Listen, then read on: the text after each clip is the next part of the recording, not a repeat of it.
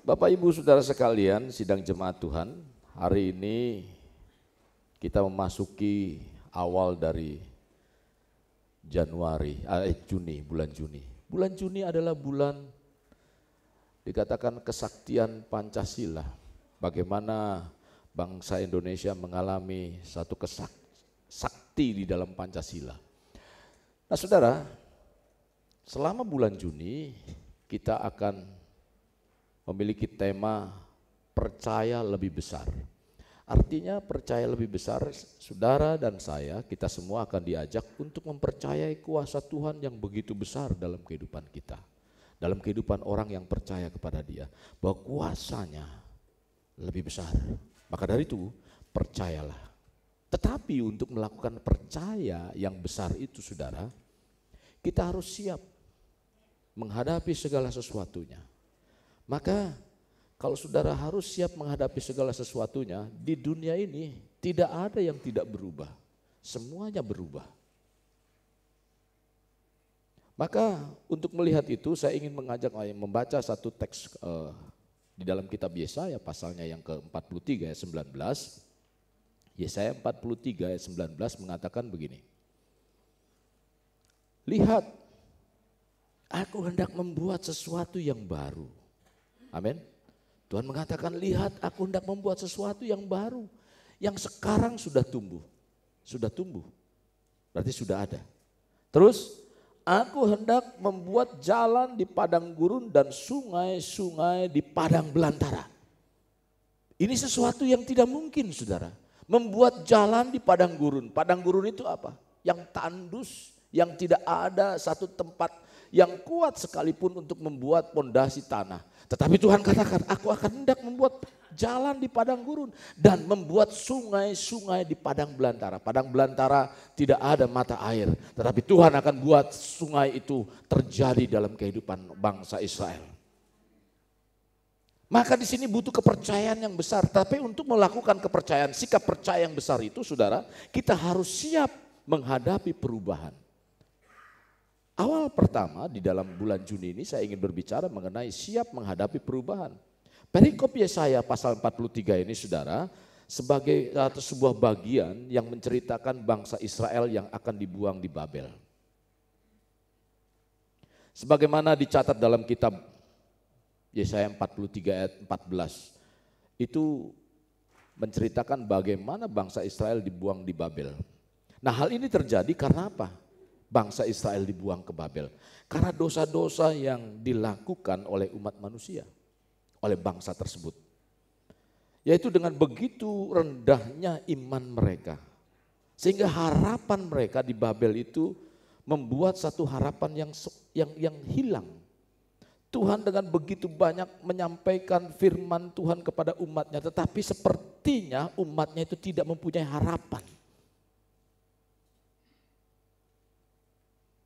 Padahal dia sudah memberikan firman bahwa Tuhan adalah yang besar. Tuhan suatu perbuatan yang Tuhan lakukan sampai diingatkan bagaimana dia keluar dari bangsa Mesir. Tetapi ternyata Israel pada waktu itu tetap memiliki satu iman yang rendah. Nah, sebetulnya Tuhan menyampaikan firman ini agar mereka percaya akan Tuhan yang besar itu. Maka untuk meyakinkan bahwa Allah Maha Besar, mereka akan dibebaskan dari penawanan. Oleh karena itu, mereka dapat sepertinya memperoleh penghiburan ketika Tuhan menyampaikan engkau akan dibebaskan dari tawanan itu. Mendapat penghiburan yang kuat. Tuhan juga kerap kali mengulang menyampaikan janji dan pengharapannya. Bahwa Allah tidak akan pernah meninggalkan mereka. Allah yang dulu tidak pernah meninggalkan umat dan bangsa Israel, Allah yang sama tidak akan pernah juga meninggalkan engkau dan saya. Saudara, ini disampaikan oleh Allah semata-mata sekali lagi agar umatnya tetap semangat. Agar umatnya kokoh di dalam imannya. Tuhan mengatakan dan menekankan ini semua supaya umat Tuhan jangan melihat hal-hal buruk di masa lampau. Kalau Tuhan menjanjikan di masa depan, jangan lihat lagi yang di belakang, hal-hal yang buruk yang terjadi dalam kehidupanmu. Saudara, itu pun bukan begitu berarti Tuhan tidak memberi pertolongan. Tuhan selalu memberi pertolongan dalam kehidupan kita. Kita tidak akan dapat melihat pekerjaan Tuhan kalau hati kita hanya melihat kegagalan-kegagalan, saudara. Selama saudara melihat kegagalan demi kegagalan yang terjadi dalam kehidupan saudara, selama itu pula engkau tidak akan beranjak untuk maju ke depan. Apakah kita dengan mengingat kegagalan yang kita alami, terus meratapi, dan itu membuat saudara, iman saudara bangkit? Saya rasa mungkin saudara akan terus semakin terpuruk iman saudara. Tidak akan membuat iman saudara bangkit. Ingat, apapun yang terjadi dalam kehidupan saudara, apapun yang terjadi dalam kehidupan kita, Tuhan turut campur tangan. Mungkin kelihatannya kecil, tetapi percaya Tuhan yang besar itu terjadi dengan kepercayaanmu. Maka di dalam kitab Yesaya pasal 43 ini saudara mengatakan bahwa Tuhan hendak melakukan sesuatu yang baru dan mengerjakan sesuatu yang baik yang belum pernah terjadi sebelumnya. Artinya Tuhan hendak mengadakan perubahan. Amin. Tadi saya sudah katakan bahwa segala sesuatunya berubah. Maka dari itu kita harus siap menerima perubahan yang terjadi dalam kehidupan kita. Contoh, saya berpikir ke depan apa yang akan dikerjakan oleh kita sebagai hamba-hamba Tuhan di GPKDI. Tiba-tiba kemarin mendadak salah satu rekan pendeta meninggal, umurnya masih muda. Baru dia habis main futsal katanya.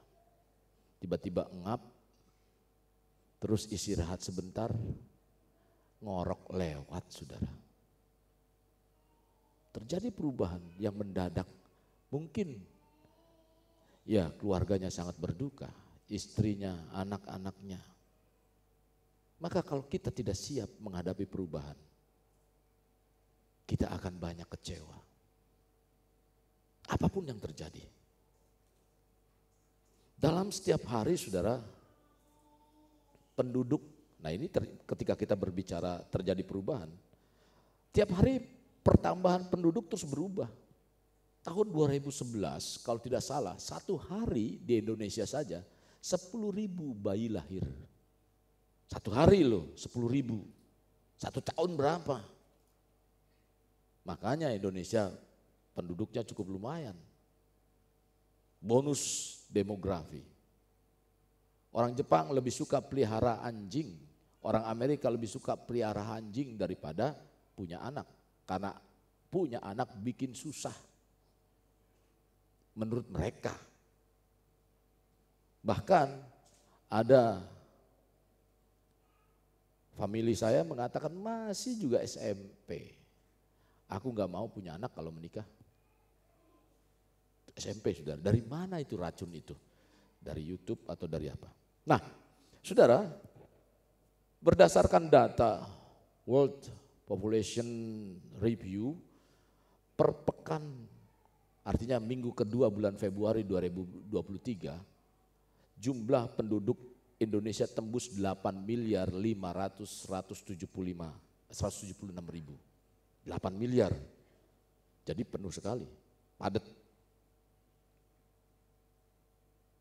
Kalau kita mempercayai ketika meninggal, di sana ketemu lagi dengan istri saudara, ketemu lagi dengan suami saudara, kawin lagi. Bukankah itu semakin padatnya alam kekekalan? Kalau mempercayai bahwa nanti bisa menikah di sono, bisa kawin, apalagi bidadarinya yang cantik-cantik. Saudara tergiur 40, satu suami, Lalu yang lainnya, karena semua suaminya menikahnya dengan bidadari, yang istrinya ditinggalin. Lalu cari siapa? Kalau di hidup kekekalan juga terjadi perubahan. Bisa kawin mengawinkan. Saudara nggak kebagian tempat. Orang naik ke surga bisa berdiri doangan, berdempet-dempetan, makin beranak pinak di sana. Jadi saudara, saat kita berbicara perubahan adalah sesuatu yang tidak dapat lagi terhindarkan. Karena kehidupan selalu berada dalam suatu keadaan perubahan yang terus-menerus. Sekarang kita hidup dalam arus perubahan yang sangat cepat, di mana terjadi perubahan dalam hitungan detik. Itu berubah begitu rupa.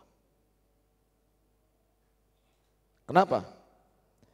Ada banyak alasan untuk menyikapi perubahan, namun tidak semua orang dapat bijak menyikapi perubahan.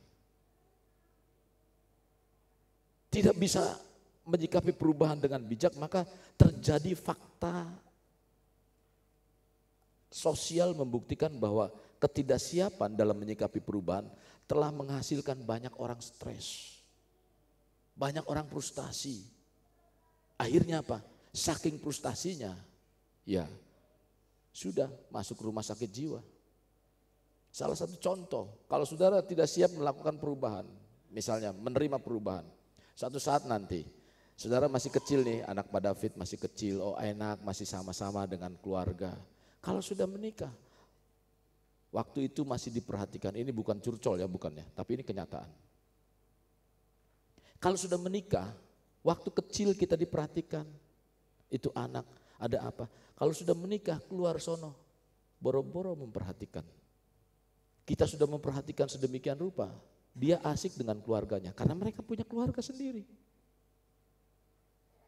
Suatu saat nanti seperti kita sudah besarkan anak-anak, dia keluar tinggal Pak David sama Ibu Santi berdua. Berantem pun berdua, enak itu. Itu siap perubahan. Jadi jangan, aduh sendirian, aduh anak-anak gak perhatikan, atau apa, mau kemana, siap. Itu tandanya perubahan. Mereka punya kesibukannya sendiri-sendiri. Perubahan. Kalau suatu saat nanti kita sama-sama berdua, bisa saja suatu saat nanti terjadi apa? Mana duluan? Mau ganswit? Siapa yang duluan? Enggak bisa. Siap dua-duanya. Saya belum bicarakan dengan istri saya. Kemungkinan itu terjadi, bukan berarti saya mengharapkan. Mana yang duluan dipanggil? Harus siap. Nah ini yang dimaksud dengan perubahan, siap terjadi perubahan. Tetapi orang-orang kaya, apakah enggak terjadi stres? Saudara, orang-orang yang depresi semakin meningkat, melakukan bunuh diri, bukan masyarakat biasa. Di Indonesia, salah satu bos ekspedisi mati bunuh diri, terkenal. Yang logonya selalu pakai si DC. Itu bos Hyundai bunuh diri di Seoul, direktur. Siapa bilang orang miskin yang itu? Kemarin anak SD atau apa loncat beberapa hari yang lalu di gedung, stres. SD lu. Artis terkenal bunuh diri, berapa banyak di Seoul. Suli salah satunya. Terus Jeo apa itu? Saya nggak tahu lah itu, banyak sekali itu.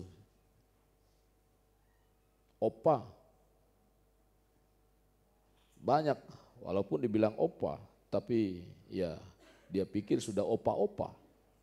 Makanya ketika sedikit keriput, dia mulai, aduh aku udah gak dipakai lagi nih.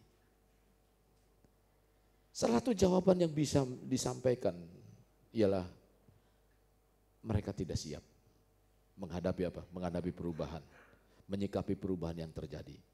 Kita harus akui bahwa perubahan itu tidak dapat dihambat. Gak bisa dihambat, saudara.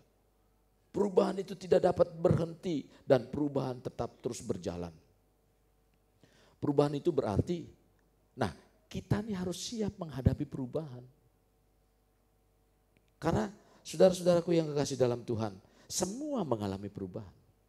Semua mengalami perubahan. Gaya hidup berubah. Saya sih kepengennya masih kayak anak muda. Terus apa lagi? Kemarin dilihat-lihat katanya, anak saya mau beliin itu, nanti gayanya pakai begini kayak anak. Emangnya sudah umur berapa suruh pakai apa itu begitu, ada pakai celana pendek begini dengan sepatunya gitu. Aduh, mungkin dilihatnya bagus menurut anak muda, tetapi kelihatan di situ saya bahan ketawaan orang nantinya. Nggak tahu umur. Pengen sih begitu, perasaannya mah muda terus saudara, perasaan. Tapi ketika ngangkat berat sudah mulai, bisa. Jadi gaya hidup, ingatlah walaupun semua bisa bergaya. Ya, apalagi contoh, misalnya gampang model rambut di sini terus dijenggerin di sini kayak ayam begitu ya, anak muda kan begitu. Bisa nggak? Bisa, cuman kan nggak lihat umur, nggak lihat badan. Jadi saudara, baik mode atau apapun, nah ini perubahan selalu terjadi hingga saat ini saudara. Banyak orang bergumul dengan perubahan dan mereka apa yang mereka alami. Karena apa? Karena mereka pikir perubahan tersebut menyulitkan. Menyulitkan mereka. Mereka merasa tidak nyaman dengan perubahan yang ada. Padahal perubahan menghantarkan masa kini menuju masa depan. Kalau kita menyikapinya itu, semua terjadi perubahan. Tetapi dengan perubahan itu bagaimana sikap kita terhadap perubahan. Karena itu akan menghantar masa depan. Saudara, kalau Indonesia tidak siap dengan perubahan, dia akan menjadi negara tertinggal. Kita, bangsa Indonesia, orang yang beragama harus apa? Siap. Coba kalau enggak berubah, kejam saudara dengan firman Tuhan. Mata ganti apa? Mata. Mencuri, berzina, taruh di jalan, dirajam. Hukum dulu begitu. Terjadi progres. Ternyata Tuhan tidak bisa memberikan hukum seperti itu. Dan mulai terus pewahyuan demi pewahyuan. Padahal yang dimaksud itu bukan seperti itu, tentang kebenarannya. Nah, terjadi perubahan-perubahan. Saudara yang kekasih, perubahan adalah sesuatu yang niscaya atau pasti. Maka jadikanlah perubahan itu sebagai teman yang akan mendorong kita menjadi terbaik. Karena itu merupakan kesempatan. Maka jadikan perubahan. Kalaupun semuanya berubah, jadikan perubahan itu sebagai teman saudara. Tentu yang harus digarisbawahi, selama itu tidak bertentangan dengan kebenaran firman Tuhan. Amin. Selama itu tidak bertentangan dengan firman Tuhan, jadikan perubahan itu sebagai teman saudara dan sebagai kesempatan untuk saudara melangkah menuju hari depan yang lebih baik. Karena segala sesuatu berubah, mari kita selidiki. Kita bertindak hati-hati dengan perubahan itu. Jangan mudah merasa terlalu nyaman dengan kehidupan ini. Ketika engkau nyaman, lalu engkau sepertinya membentengi kenyamananmu dengan itu, terjadi perubahan. engkau akan merasakan stres. Baru stres mungkin masih mending lah, tapi jangan sampai menyangkal Tuhan, itu yang jadi persoalan. Engkau sangat tinggi-tinggi dengan apa? Oh, suami saya baik, suami saya nggak pernah marah, begini-begini, karena nggak tahu gimana tiba-tiba marah. Lalu saudara apa? Kecewa dengan suami saudara. Apa yang terjadi lagi? Terjadi perang dunia ke-6.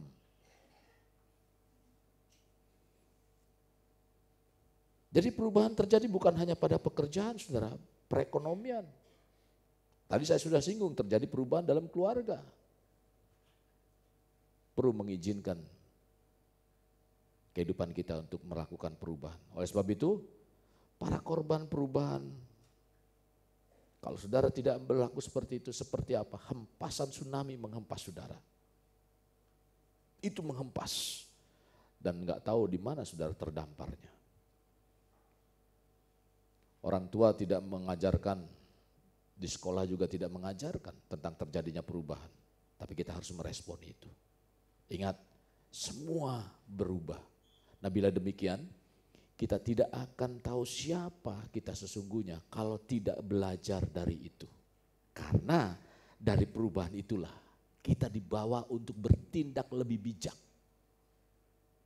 Kita dibawa untuk apa? Untuk menyikapi itu. Sebetulnya, saudara-saudara yang kasih dalam Tuhan, ketika terjadi perubahan, kehidupan kita dibawa untuk apa? Untuk bagaimana menciptakan kemampuan kehidupan dalam memenuhi sasaran hidup itu. Itu tujuan Tuhan. Manusia paling diciptakan oleh Tuhan, manusia yang paling bisa menjadi apa? Menyesuaikan dengan keadaan. Manusia paling gampang. Karena apa? Karena di dalam kehidupan bersosial itu selalu berubah. Maka manusia itu sebetulnya punya kemampuan untuk merubah. Jika tidak, saudara, kita akan dibelokkan atau dikalahkan oleh perubahan. Dan kemungkinan tidak menciptakan kemajuan. Sebagaimana dibutuhkan untuk memperbaiki hidup kita. Jadi ketika engkau nggak berubah, engkau nggak akan nggak bisa mengubah kehidupan itu. Maka orang bilang, dia mah kaku orangnya. Ya, ada istilah begitu. Kenapa? Karena nggak bisa menyesuaikan. Enggak, iya. Nah, kalau orang lagi seneng dia ketawa begitu nggak ketawa. Kenapa? Nah, saudara-saudara yang kekasih, ingat, selalu ada perubahan. Segala sesuatu berubah. Nah sekarang mari kita menyelidiki bagaimana membuat perubahan bekerja untuk kita. Maka dari itu saudara, penting dalam menyikapi apa sikap kita terhadap perubahan kalau semuanya itu berubah. Apa sikap kita?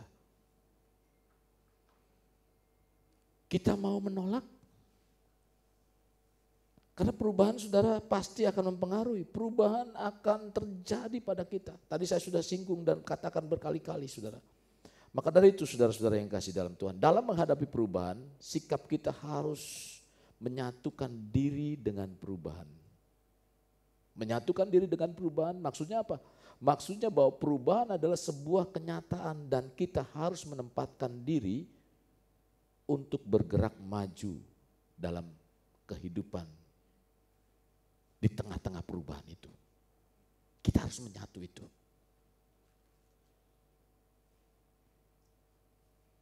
Saya menyatu dengan perubahan yang terjadi.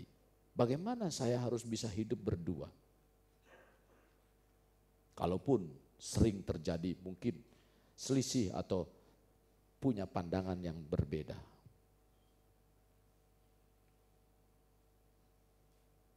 Maka ketika ada nada tinggi, kalau ketinggian dalam nyanyi itu enggak kuat, ya jangan dilanjutkan. Mesti diturunkan. Sudah, berhenti dulu, staccato. Nangkep maksud saya? Jadi ketika berkomunikasi tinggi, stop dulu. Ingat, tarik napas.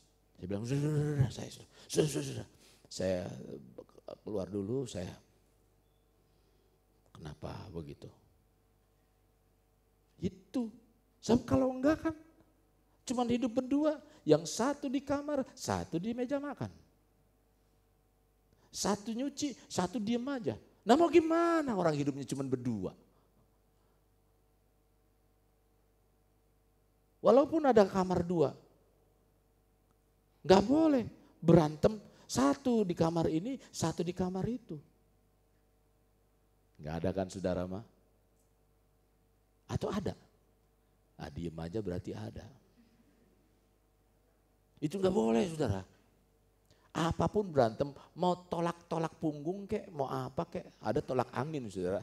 Tolak punggung sering terjadi di kamar itu. Yang satu ngadep ke kanan, yang satu ngadep ke kiri. Biarin, pokoknya satu ranjang. Om, anaknya masih kecil, ya nggak apa-apa. Nggak boleh, sebab di situ menyatukan perasaan. Ya, jangan. Saya pergi kemana-mana kecuali kalau memang misalnya ada pergi rame-rame, kamarnya pisah, laki-laki dengan perempuan-perempuan ikut hukum Taurat. Karena memang bukan hukum Taurat yang diikuti, karena memang hukum D yang terjadi. Hukum apa D? Hukum dana atau hukum duit. Jadi kalau misalnya banyak kamarnya kan duitnya mahal. Jadi ngirit-ngirit begitu, mau di barak kayak mau apa ya sama-sama. Nah kebersamaan, nah, baru itu pisah. Biasanya saya nggak pernah saudara. Nah contoh yang harus dihadapi kenyataan yang terjadi saudara. Ketika menghadapi perubahan, sikap harus menyatu. Nah begini saudara, pasang surut perubahan akan mengalir dalam kehidupan kita atau masyarakat. Kita harus beradaptasi. Nah proses perubahan terjadi, jangan melawan. Contoh yang dilakukan oleh Gamaliel. Setelah kebangkitan Yesus, murid-murid memberitakan firman Tuhan dengan begitu berani.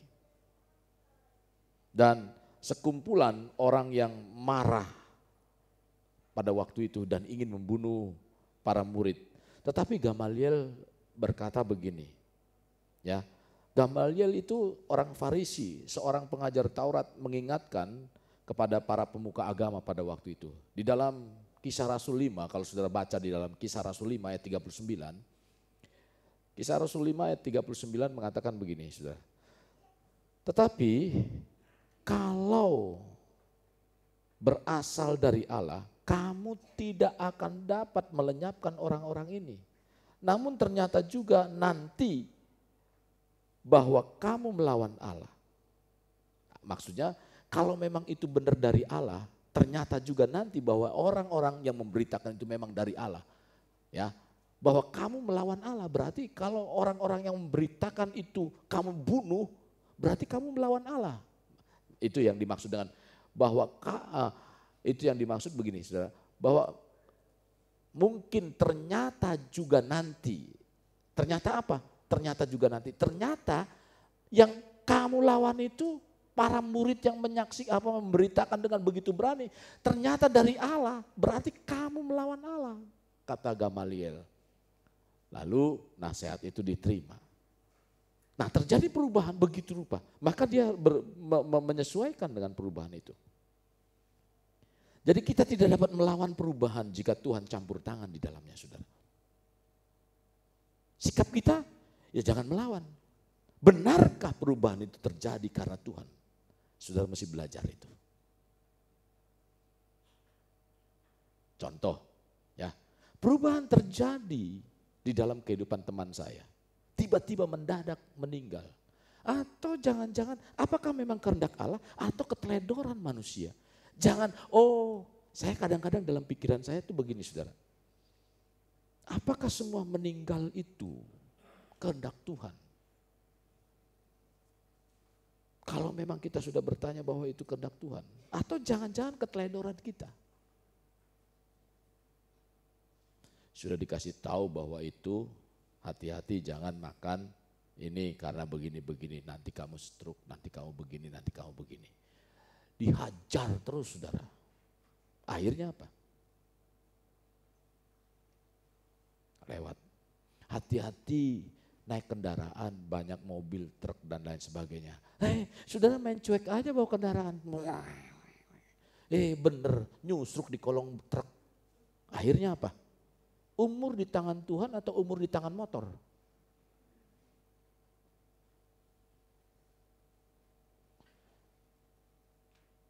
Nggak berasa. Saya ingetin terus tuh. Nih, nggak apa-apa, cek. Masuk angin, nggak apa-apa, tolak angin. Tolak angin nggak bisa, tolak jantung saudara. Apa yang terjadi? Bener, engap. Wah, saya udah langsung karena saya sudah curiga bahwa itu adalah sakit jantung. Ketika dengar begini-begini, wah engap terus pucat, nggak bisa ini. Waduh, langsung buru-buru. Saya bilang, ini mau udah serangan. Untung masih hidup sekarang ya Pak ya. Karena Tuhan. Saya dulu sudah apa? Sakit-sakit. Istri saya, ya itu gara-gara sebetulnya sama kasusnya antara pendeta David dengan istri pendeta David dengan istri saya itu sama sebetulnya kasusnya. Saya waktu tinggal baru-baru, aduh sakit, saya bilang, waduh ini gak tahan. Tunggu beli Sofalium, masuk angin itu direbus begini nanti keluar anginnya. Oh iya, saya udah, beli tolak angin, tolak apa iya, udah gak tahan melilit. Yang rasain sakit tuh saya, kalau sakit di luar tuh masih bisa dilihat, ini di dalam gak tahu. Akhirnya apa? Kamu kalau gak mau nganter aku ke rumah sakit sudah, aku jalan sendiri. Apa yang terjadi di sana? Udah makin menggigil. Ternyata dokter bilang apa? Pak, majuin operasinya. Dokter aja bingung karena perut saya gemuk begitu ya, didorong-dorong sakitnya gimana? Nggak sakit. Dia curiga sebetulnya usus buntu. Tetapi karena didorong itu nggak itu, tak langsunglah di dokter bedah. Pak, ini usus buntu hari ini juga harus dioperasi. Terserah dok lah. Bener. Ketika dioperasi, saya tanya sebelum dioperasi, dok sambil merintih kedinginan dan kesakitan, berapa lama dok? Sebentar usus buntu mah. Enggak taunya 4 jam. Dok kok lama amat? Pak udah pecah. Lambat dikit game over.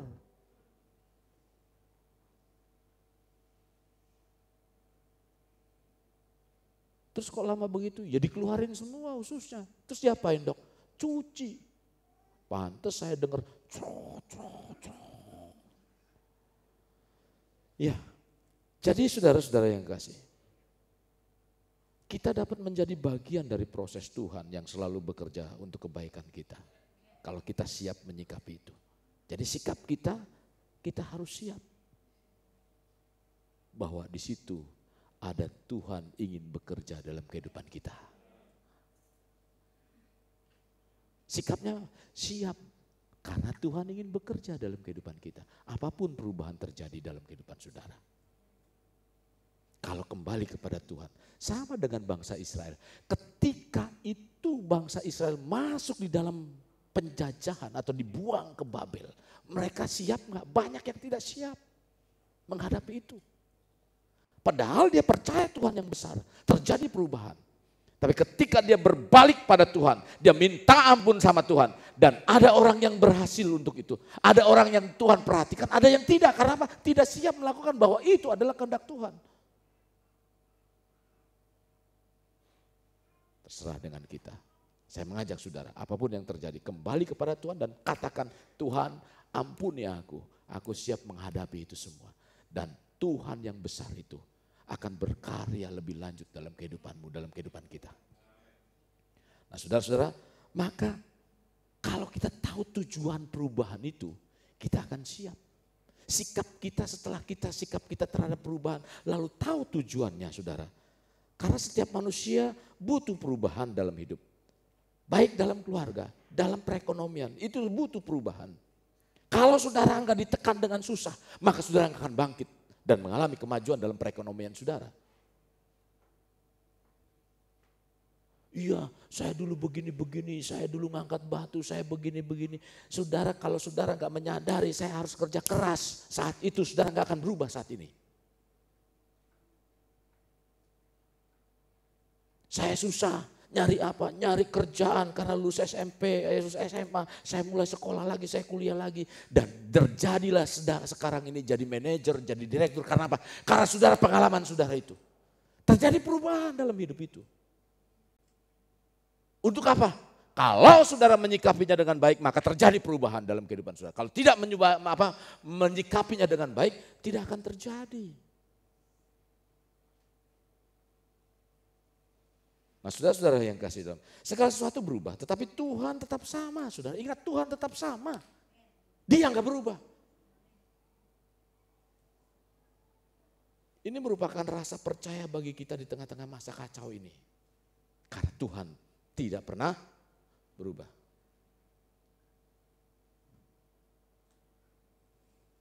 Ketika kita masih tinggal di bumi, kita perlu menyesuaikan diri dalam bentuk yang Tuhan telah tentukan. Karena saudara, coba kita baca di dalam kitab Kejadian pasal yang ke-8 ayat 22. 8 ayat 22.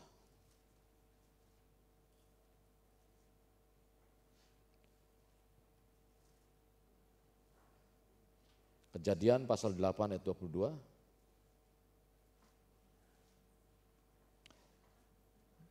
Selama bumi masih apa? Masih ada.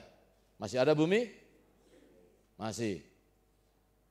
Tak akan berhenti musim menabur dan terjadi perubahan.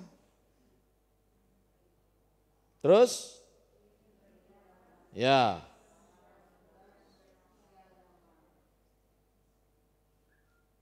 Jadi kita sebagai orang Kristen, saudara, adalah perjuangan untuk mengalami perubahan. Perubahan dalam hal apa? Perekonomian, kesehatan. Mungkin itu menjadi urutan yang kesekian. Perubahan yang Allah kehendaki adalah perubahan dalam moral, karakter, etika. Ini yang Tuhan kehendaki, bukan soal perubahan perekonomian belaka, saudara. Tapi saudara, yang sebetulnya yang Tuhan inginkan adalah ketika terjadinya dosa jatuh dalam kehidupan manusia, Tuhan yang menginginkan adanya perubahan dalam kehidupan manusia. Akhirnya manusia untuk hidup seperti apa? Segambar dan serupa Allah. Itu yang Tuhan hendaki dalam kehidupan Tuhan. Saudara, sesungguhnya perubahan ini lebih berat perjuangannya dibandingkan dengan perjuangan untuk apa? Untuk menghasilkan perekonomian. Lebih berat perjuangannya mencari Tuhan. Lebih sulit. Siapa bilang cari kekayaan itu lebih sulit? Justru cari Tuhan lebih sulit. Percaya? Contoh. Oh enggak, saya gampang ke gereja. Tapi perubahan hidup itu loh yang itu. Yang sulitnya itu ketika Tuhan berubah dengan kehidupanmu. Itu yang dikatakan Tuhan sulit. Makanya Tuhan berkata dalam perumpamaan, saudara, kalau saudara baca di dalam Lukas pasal yang ke-14 sampai dengan ayat 25 sampai 35. Banyak orang berbondong-bondong cari Yesus. Lalu Yesus katakan, kenapa kamu sulit cari aku? Dalam Lukas itu mengatakan apa? Kalau kamu mau ikut aku, sebetulnya bukan bencilah. Bencilah keluargamu. Bencilah bapak dan ibu, bukan itu. Sebetulnya saudara, ayat pengertian itu adalah suatu istilah ungkapan. Kalau kamu mau mengasihi aku, kamu harus mengutamakan aku dibandingkan keluargamu. Sulit gak? Bandingkan ekonomimu. Makanya pernah ada orang rajin ke gereja sedikit, bawa aja tikar ke gereja, gereja melulu. Kenapa? Karena gua gak dikasih makan. Emangnya Tuhan lu ngasih makan? Kalau gua gak kerja, marah-marah begitu kan? Artinya mengutamakan Tuhan. Siap gak untuk itu? Makanya cari Tuhan itu sulit.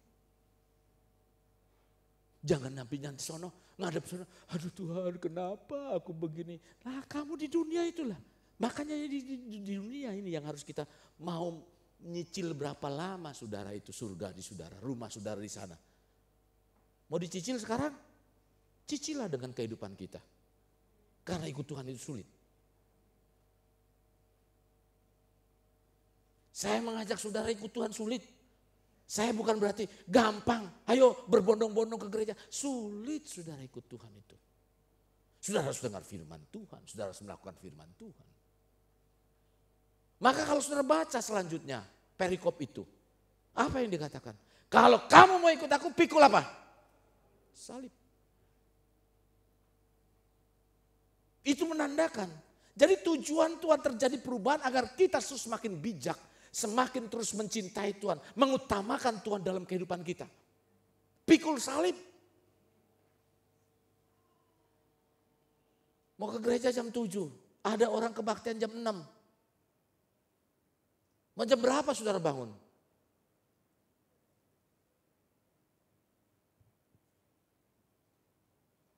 Sulit. Lagi enak-enak tidur. Ya ke Tuhan.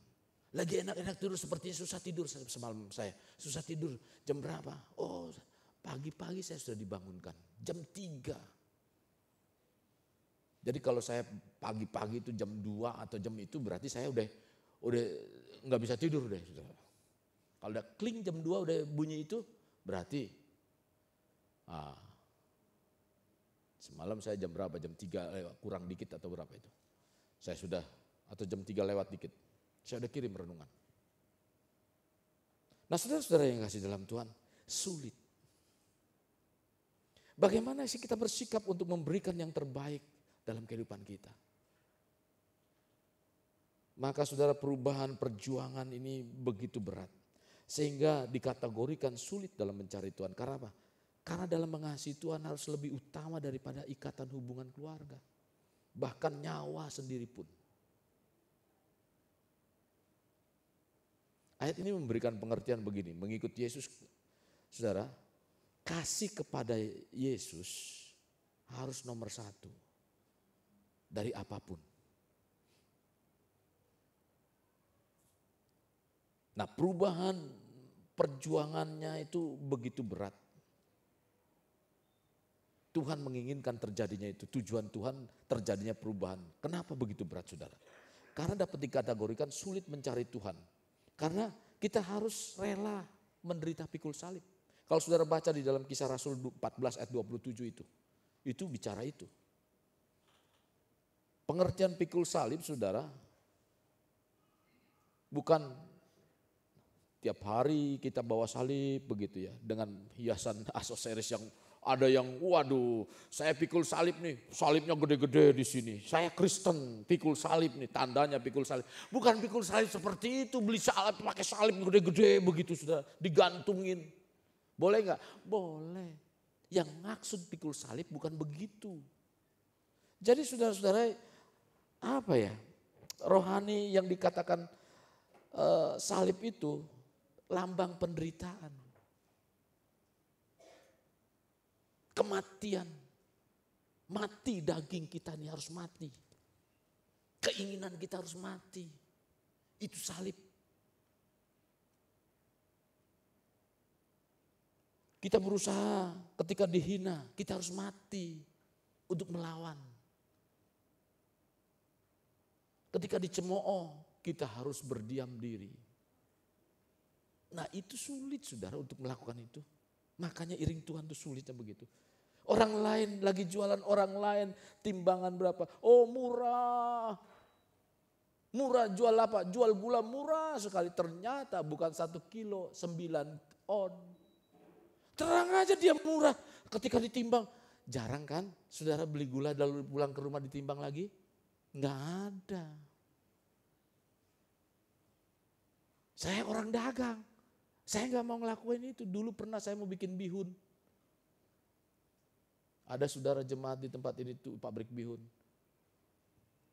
Waktu jual bihun di saya dulu jualan kebutuhan sembako itu MLM. Saya bikin MLM. Tujuannya kalau gereja yang di daerah supaya masuk jadi anggota belanja, beli beras, beli air galon begitu ya. Dapat apa? Dapat bonus. Orang kota kan belanja begitu, orang daerah ekonominya meningkat. Terus ya begitu berputar. Ditanya, Om timbangannya mau bener? Ya bener lah. Karena apa? Karena ada yang jualan bilangnya 5 on, ternyata kurang dari 5 on. Beras murah. Coba timbang. Berbeda misalnya nggak normal dengan yang lain. Literannya gampang. Oh literan mah gampang. Muncung Om. Noh, nggak tahu saudara kalau muncung itu diketok gitu di bawahnya.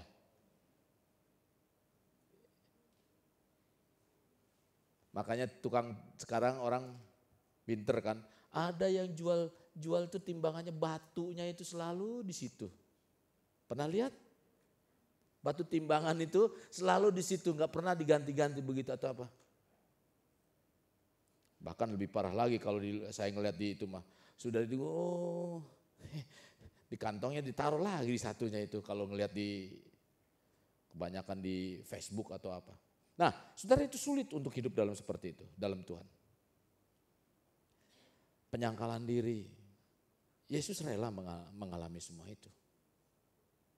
Disalib, mati dikubur, bangkit. Maka setiap orang yang memikul salibnya sendiri, karena Yesus pastikan akan mengalami hal yang sama seperti gurunya.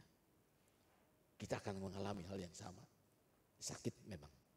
Tapi itu untuk kehidupan rohani kita. Saudara-saudara yang kasih, ini ciri murid Kristus sejati. Perubahan merupakan perjuangan yang lebih berat sehingga dapat dikategorikan sulitnya dalam mencari Tuhan. Karena komitmen memberikan seluruh hidup itu butuh komitmen. Maka dari itu saudara-saudara yang kasih dalam Tuhan, mengikut Yesus harus mempertimbangkan secara matang. Kalau saudara baca selanjutnya itu, seperti seorang membangun apa? Kalau baca ayat di dalam ayat berapa itu? Lukas menjelang ayat 30-an mungkin ya. Di situ katakan kalau kamu mau membangun rumah, kamu harus hitung dulu dengan matang. Apakah kamu bisa bangun sampai selesai atau tidak? Artinya kita harus perhitungkan matang. Ketika kita, contoh ya, satu hal. Jangan dorongan emosi. Ketika saudara ikut KKR, ikut apa kebaktian, wah saudara berkorban bagi Tuhan, wah. Tuhan akan berkati luar biasa. Apa yang ada pasti Tuhan berikan, kembalikan dengan berlipat kali ganda. 30 kali lipat, 60 kali lipat, 100 kali lipat. Siapa yang mau berkorban? Dorongan emosi saudara, perhitungkan. Bukan berarti nggak pakai akal. Kalau memang Tuhan yang suruh, pasti akan diganti. Tapi kalau enggak dengan emosi saudara, jual apa yang ada. Ongkos enggak ada, gampang nanti ada ikut orang. Ternyata apa yang ada dikeluarin semua, pulang-pulang. Pelanga-pelongo, nyampe rumah ribut sama ini. Mana dia? Habis di situ buat kebaktian. Itu. Saya pernah mengalami itu. Tapi itu dorongan Tuhan. Saya waktu ikut kebaktian, saya nggak punya pekerjaan, saudara, nggak punya kerja. Ini duit cuma hanya $5. Ngapain? Ketika kolektor dipersembahkan, aduh, beri semua, beri. Saya itu tahan-tahan, saudara, dorongan begitu kuat, beri semua. Saya pegang kenceng-kenceng. Semakin apa? Aduh, udah makin dekat. Dorongan itu kuat, beri. Pegang, saudara. Akhirnya apa? Dorongan itu begitu kuat ketika sudah dekat kantong kolektor, saya keluarkan. Pulang ibadah. Kamu mau kerja enggak? Sudah berapa lama saya cari-cari kerjaan enggak dapat. Kamu mau kerja, besok datang di sini. Coba kalau saya tahan. Nah kalau itu dorongan Tuhan saudara. Maksud saya ya, saudara ngerti ya maksud saya. Jadi perhitungannya itu maksudnya begitu. Coba kita tanya dengan Tuhan. Kita mau bangun gereja. Belum ada pengumuman. Kita mau memperluas gedung gereja. Nanti ada dana begini-begini. Siapa yang mau berkorban? Nanti saudara, oh ini begini. Ingat, jangan emosi. Kalau saudara ikut dorongan Tuhan, maka saudara akan menabur. Suatu saat nanti saudara akan menuai. Tapi kalau saudara bukan ikut dorongan Tuhan, saudara-saudara yang kasih dalam Tuhan, engkau tidak akan menuai.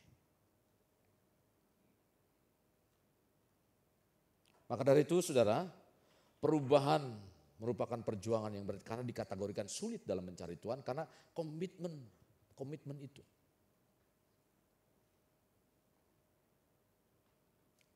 Akibat dari tidak dapat memenuhi syarat, maka saudara-saudara yang kasih dalam Tuhan, orang akan menjadi tawar. Tidak ada lagi gunanya menurut fungsi itu. Akhirnya apa? Kalau kita tidak lagi berguna, tujuan perubahan lalu saudara abai akan itu. Saudara menjadi orang Kristen yang tidak berguna. Tujuan Tuhan terjadi perubahan agar saudara bisa berguna. Agar apa? Berguna. Kalau saudara nggak berguna bagi hormat Tuhan, seperti garam. Kalau nggak salah itu ayat itu mengatakan apa? Seperti garam, seperti terang. Tujuan Tuhan adalah supaya kita menjadi terang. Garam kalau tidak berfungsi maka akan menjadi busuk. Percuma. Nah kita mengalami perubahan ketika kita menyadari akan pentingnya perubahan. Maka dari itu saudara-saudara yang kasih dalam Tuhan, tujuan perubahan yang Tuhan inginkan memang perjuangannya ini berat. Tetapi ini seimbang dengan kemuliaan yang akan kita terima ketika kita melakukan itu. Tuhan berikan keseimbangan itu.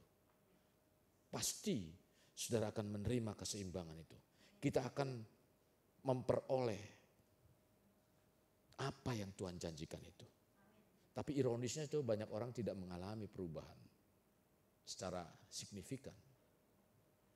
Karena tidak memiliki tekad. Jadi saudara kalau mau berubah, saya ikut Tuhan ingin berubah. Tekad saudara harus bulat. Tuhan tidak pernah telantarkan. Tuhan tidak pernah permalukan. Saya lagi berjuang untuk apa? Untuk mengatakan Tuhan tidak pernah mempermalukan orang yang percaya kepada Dia. Saya akan perjuangkan itu. Dan itu sudah sebagian sudah terbukti. Tinggal mungkin 1/5 atau apa. Kemenangan sudah ada. Jadi kalau kita tidak mau memaksa diri kita untuk mengalami perubahan, maka kita akan berubah. Tidak akan berubah sampai selama-lamanya. Kalau kita nggak memaksa, paksalah diri saudara untuk berubah serupa Kristus. Maka saudara akan menjadi pribadi yang terus serupa Kristus dalam kehidupan saudara. Pikiran saudara, perkataan saudara, tindakan saudara akan menjadi serupa Kristus. Dan orang lain melihat engkau berbeda. Gereja ini harus berbeda. Jemaat ini harus berbeda. Bukan karena pendetanya, bukan karena gereja atau organisasi gerejanya. Tapi karena ada Tuhan dalam kehidupan saudara. Amin. Percaya lebih besar. Ketika engkau percaya kepada hal yang besar, maka itu yang akan terjadi dalam kehidupanmu. Mari kita bangkit berdiri bersama.